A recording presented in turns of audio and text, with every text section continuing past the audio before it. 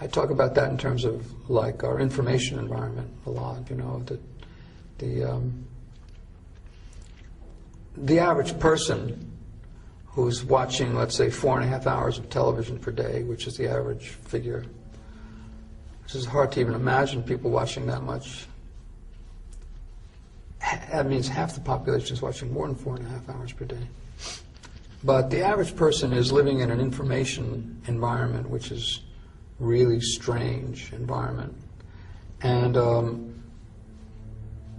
it's a gigantic changeover from the way the world used to be.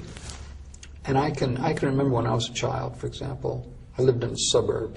Well, it was actually kind of rural to begin with. Then it turned into a suburb later on. But it was pre-television.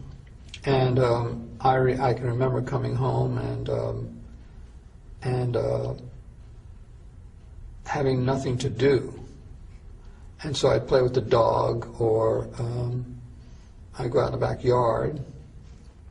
And eventually I would sink into a kind of a boredom, you might say, or a sort of like nothing to do. And so that bottom space of nothing to do was in some ways the root of creativity, because it's from there that you say, well, I'm going to do something now. I think for the most part now, people, and children in particular, will just flip on the TV at that point, or music. And once you flip on the TV, then what you're experiencing is light going into your eyes and into your brain in the form of images. The images are moving very, very rapidly, and they're changing very rapidly.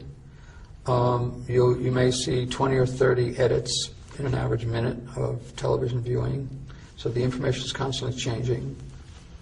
There's been a lot of research on how awake you are during that experience, and mostly, for the most part, you're in a relatively unconscious mode. The measurements usually call that alpha, which is a kind of a non-participatory accepting mode. That's the only way you can really watch television, because if you're in an active mental mode, you really can't let these you'd interfere with the process of receiving the information too much, and you wouldn't get the information. Active mental modes are more associated with reading or conversation or doing things. And you couldn't read and be an alpha, for example. That wouldn't work. You have to be in what's called delta, or is it beta? I can't remember now anymore. But anyway, so the child, let's say, sits for very long hours, receiving information that's sent from somebody else, thousands of miles away, very rapidly moving information field. And there's been a lot of research on how that causes hyperactivity among kids. People are wondering why there's so much hyperactivity now.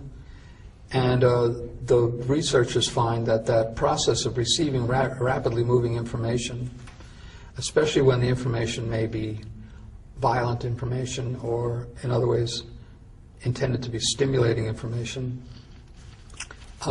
causes what's called a fight or flight reaction, where you want to react to what you're seeing, but it's television, so there's no point in reacting. So you pull back from the reaction, and then you want to react, and then you pull back, and you go back and forth on this wheel of action-reaction.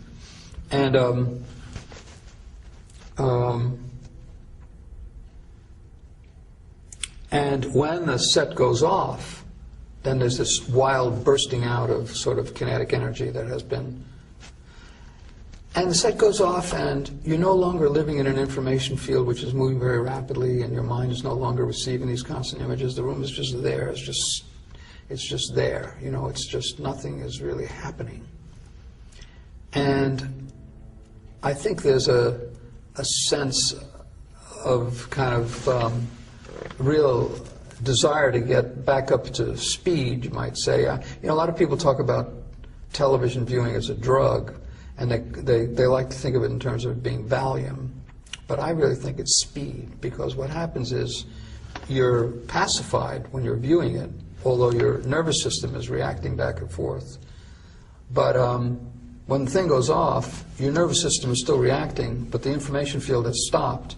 And so in some ways you have to get your system back up to speed. So then you go outside, let's say, and all the cars are moving fast, or you've got a Walkman on, and that's speeding you up. Or if you go out into nature, though, if you go out onto nature, it's barely happening at all. You know, it's very hard to experience grass growing, or to see the interactions of nature if your whole internal system has been sped up. So I think that for a lot of kids that becomes a very uncomfortable experience, and so they sort of have to get back up to speed and back to the machines, back to the speed, and so TV set goes back on, and it's used in that way as a kind of drug. So I think what's happening is that television viewing for children, and I think to some degree for adults, is a training for more hyperactive lifestyles and hyperactive informational systems, and for speeding up the nervous system and speeding up. It actually pacifies the mind, but it speeds up the desire to do something else. And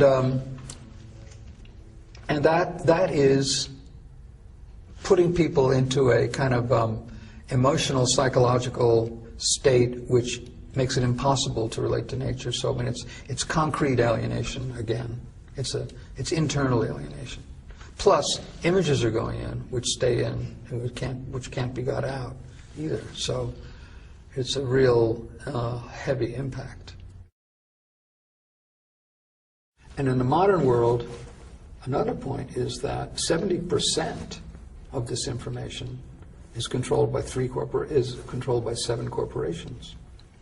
70% of global media, and that's not only television. That's also radio and magazines and books and movies and billboards and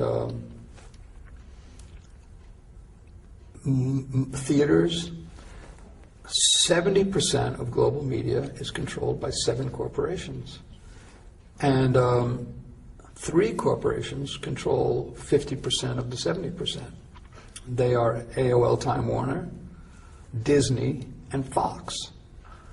And the other 4 among the top 7 are Sony, Viacom, General Electric, and Bertelsmann, I think, now. These people are controlling 70% of all the information that's moving through the world.